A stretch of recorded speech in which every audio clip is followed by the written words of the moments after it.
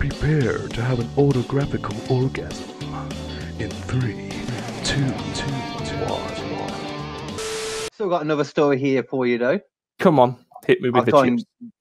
Okay, so this one works perfectly, and I'm going to pretend I did this on purpose. On purpose. On purpose, that one. On purpose. So this works perfectly because as of when we're recording tomorrow, I'm not sure if you're aware, is VJ Day. No, I did not know that. Do you know what that is? Because I didn't know that existed until today. No. Sound like a sex toy to me, VJ Day. No. But it's actually it's the date that Japan surrendered, basically. Oh, okay, yeah. So it works perfectly because I'm about to tell you the story of Hiro Onoda. Oh, okay.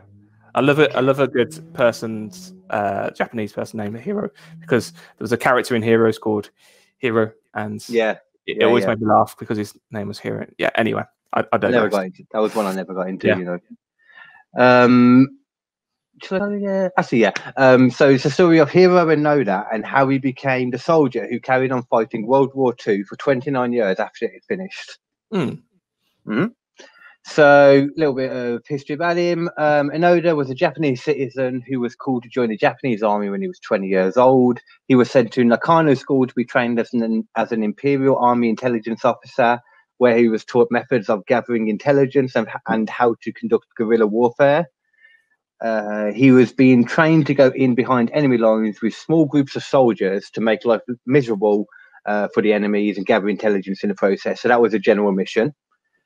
On December 26, 1944, he was sent to Lubang Island in the Philippines, and his orders from his commanding officer stated, and I quote, as they say, "You are absolutely forbidden to die by your own hand. It may take 3 years, it may take 5, but whatever happens, we'll come back for you.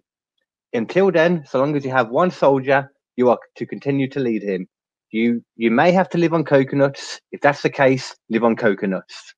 Okay. Under no circumstances are you to give up your life voluntarily." Okay. Yeah. So pretty solid instructions, really, isn't it? Yeah, go there. Don't leave until we tell you. Yeah, and survive on coconuts, like Tom Hanks on coconuts in Castaway. I watched most of Martian earlier, and it's basically, Castaway in space, isn't it? Yeah, Castaway in space, but potatoes replace the coconuts. Yeah. However, there were issues with some outside forces, and Inadam and his men were unable to complete many of the orders. And then on February 28th, 1945, Allied forces were able to conquer and take the island. After that battle was won, surviving Japanese soldiers would disappear and hide in the jungles on the island in small groups of 3 or 4. Most of the groups were quickly killed off. However, Inadam and his group of 3 were not. So there was him and 4 other people in the jungle at this point, his little group. There were a few other cells of groups as well, but they pretty much died off very quickly. Yep. Okay, so they continued to use guerrilla warfare to hold back the enemy as much as they could while strictly rationing supplies. They would also attack neighboring farms when they could to take their food and supplies. In October 1945, they came across a leaflet supposedly from the locals that said the war ended on August the 15th, come down from the mountains.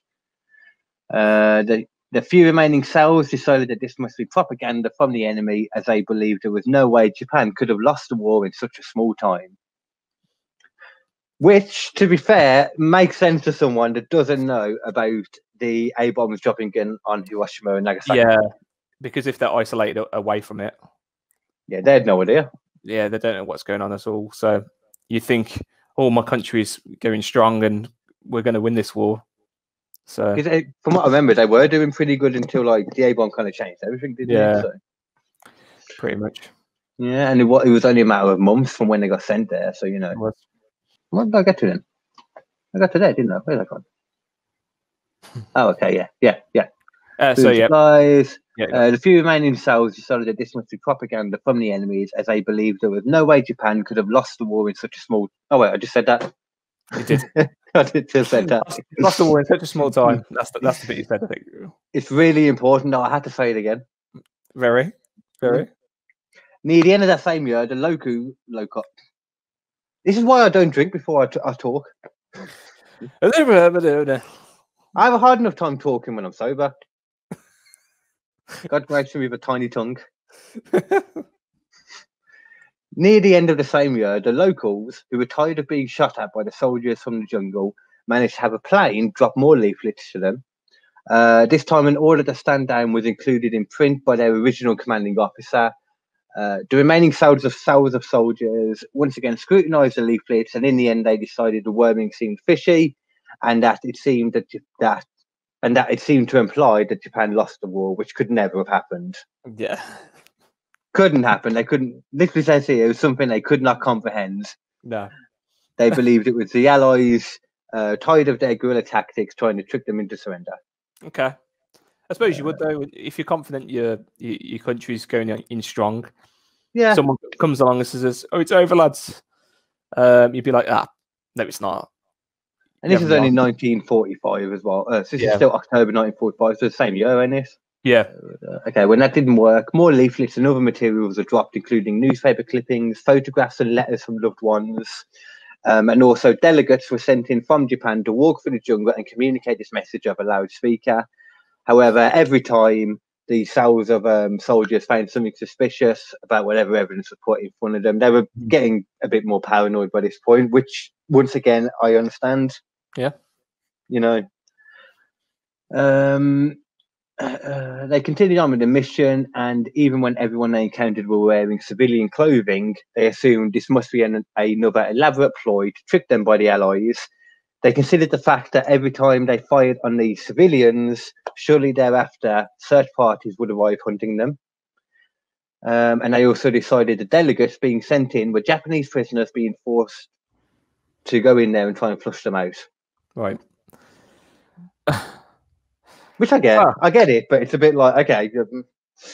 Come on, guys. It's over now. Come on. Get out. But they don't know still, but this carries on for about another 5 years, though. 5 years. So we get to 5. They get to 1950 and they still think the walls are 49. Yeah. 49. Okay.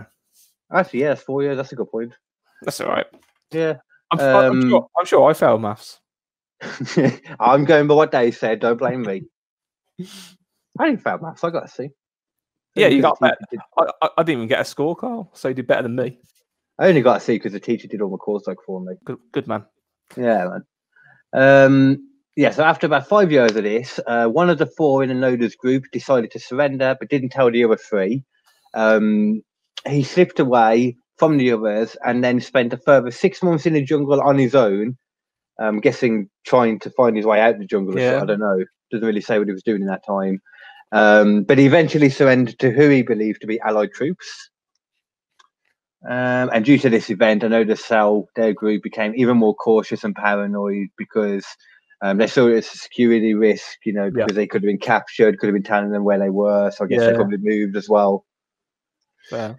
Mm-hmm. I just don't get the thinking of that, though. Like, is this 5 years after the war had ended? Yeah. That it happened. So he goes out into the jungle and then he surrenders and says, I was a part of the Japanese side. Yeah. Well, just say I was just having a little wander and I got lost in the jungle. Can someone help me find my way home? You wouldn't surrender, would you? Well, I mean, I don't know. I mean, he might have just at the same time been thinking that they might not be. He might have just been a bit, you've been in there for 5 years. I can imagine you're not in your best frame of mind, Yeah. And they used, like Japan as well. I know with the kamikaze pilots, they used a dose like crazy. A lot of like the armies did in World War II, so I wouldn't be surprised if there was some kind of thing like that as well, involved. But that's all from him. So that's the last you hear from him. But obviously they were worried security threat, etc. Skip forward then another 5 years. Yeah. And another one of the group was killed during a skirmish on the beach at Gontin, and now there was only 2 of them left. Okay, so would this be 1954 or 55 now? Where are we? Yeah, this would have been around 1954, so 5 years on, yeah. Yeah. So it doesn't go. There was not a lot of detail about what that skirmish was exactly, but from what they've said, a lot of the times, because they start shooting on civilians so much, the civilians ended up obviously shooting back on them, getting rid of them. They were tired of being shot at, understandably. Yeah, makes sense. And they thought all the people they saw were troops, you know. Skip forward now for another 17 years. 17 years. For another 17 years, those two, Onoda and the other guy, I think it was Kazuki, if I remember. The two lived in the jungle and continued their mission, gathering intelligence wherever possible and attacking what they considered to be Allied troops whenever the opportunity arose. They still believed that Japan would eventually send more troops that they could train in guerrilla warfare, and then with the intelligence they're still gathering, they would retake the island from the Allied forces. This is generally what they believe still at this point. So, like, 27 years after? Yeah. Man. Yeah, because after all, the commanding officer stated to them, no matter what, they were going to physically come and get them. Yeah. Especially if they were probably quite young then as well, weren't they? So. Oh yeah, he was 20 when this started. You know, being of that age. Yeah. You know, you take on board whatever your commander says to you. So exactly, you just, and like even back then it was more traditional and definitely. Yeah, just said he was 20 when he got taken to there. It doesn't actually 20. Say. Yeah, but it doesn't say when he got sent to the island or how old he was then. Just 20 when he originally joined the army. Wow. Yeah. Okay.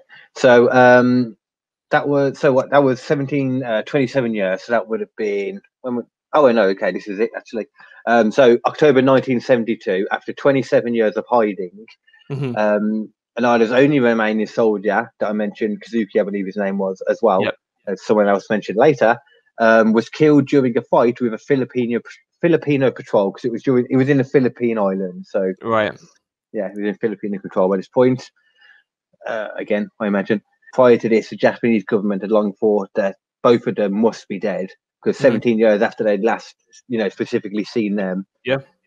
Didn't think anyone could survive that long. However, they now realise that there was every possibility that Onoda may also still be alive, because they've also now got the body of Kazuki or Suzuki, one of them. So after this, they sent in search parties to try and find Onoda into the jungle. However, after 27 years, he had become pretty good at hiding, and they were never able to find him, and he still continued to resume his mission on his own for another 2 years. Wow. Okay. Yeah, so now it's 1974 at this point then. So in 1974, a college student named Nario Suzuki, so no relation to the other to the other dude, but decided to travel the world. He just didn't say where he was originally from, actually. I might have seen that, but I'm not too sure. But I think he might have been Japanese, actually, going by the name, thinking about it now. Yeah, makes more sense. Probably would be. But I don't know where he lived, though, That's fine. So 1974, a college student named Nario Suzuki decided to travel the world. He stated that during his travels, he had a list of things he wanted to find: a panda, an abominable snowman, and Onoda. Oh, okay. Which is a weird thing to want to go and do in 1974. Depending on where you're from, I suppose if he was Japanese, he probably thought Onoda as some sort of legend. It must have been a legend by then, or a myth, or there's no one really living in there. Is the sort of kind of crossed his mind, that kind of thing.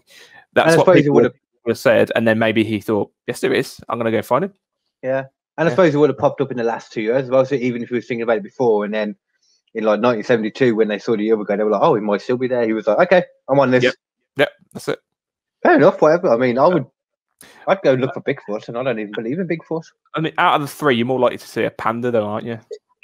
You'd have thought. Yeah. I like how he picked one of the most easiest things that you could see, because there must have been around in zoos at this point, especially in Asia as well. Like this is going on in Asia. Yeah, exactly. They're a lot more prevalent over there. Fair enough, though. That's free thing. Yeah. So he travelled to the island, and I forget now the name of it. Lulang, was it something like that? I said. Where is it? I've got it here. Where was it? I don't need to look, but I want to know now. Where the heck was it? Lubang. So on the island of Lubang. Lubangi. Go back to where I was. Yeah, okay. Yeah. Yeah. So he travelled to the island, presumably after failing to find a Yeti, and walked through the jungle looking for any signs of Onoda. So this was something that thousands of people before him had tried to do, like all these search parties we mentioned, just over the past 2 years. That's going to be hundreds probably.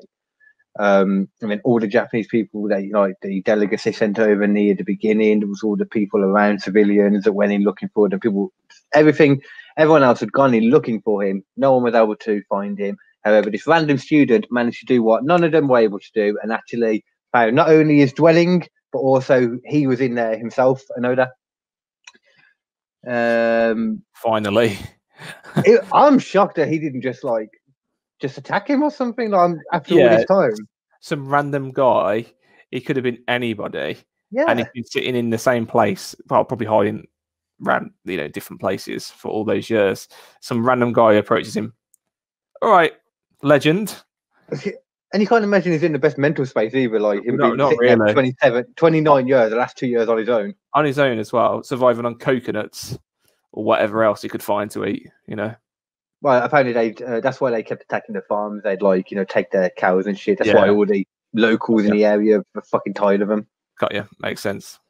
So then he attempted to convince Onoda to come home with him, but Onoda still refused, stating his commanding officer said they would return for him. He would not believe it was over until they returned to order him to do so. Dude was committed still after 29 years. He was still committed. After all this, they finally found him, and he was still like, no. No. But the student didn't want to give up there, so the student then travelled back to Japan to inform them that he had found Onoda and exactly what he had said. Mm-hmm. And then contact from the Japanese government was made with Onoda's original commanding officer, who is still alive, now retired and working at a bookstore, who was then, taken to the island.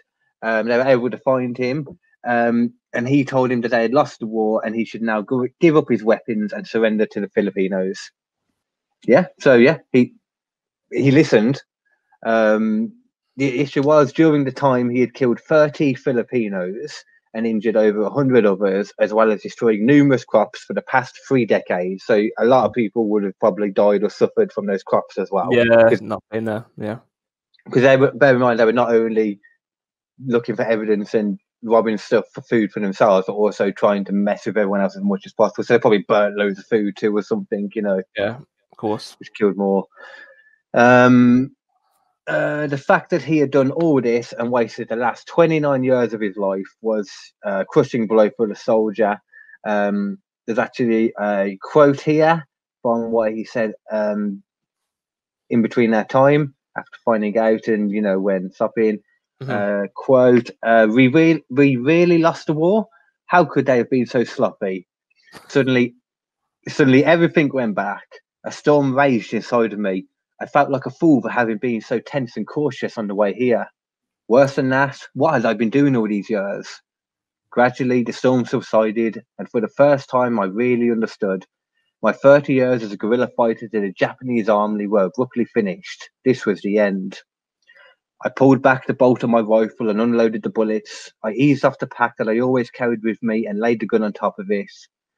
Would I really have no use for the rifle that I had polished and cared for like a baby all these years? Or Kazuka's rifle, which I had hidden in the crevice in the rocks? Had the war really ended 30 years ago?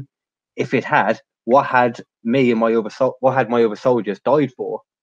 If what was happening was true, wouldn't it be better if I had died with them?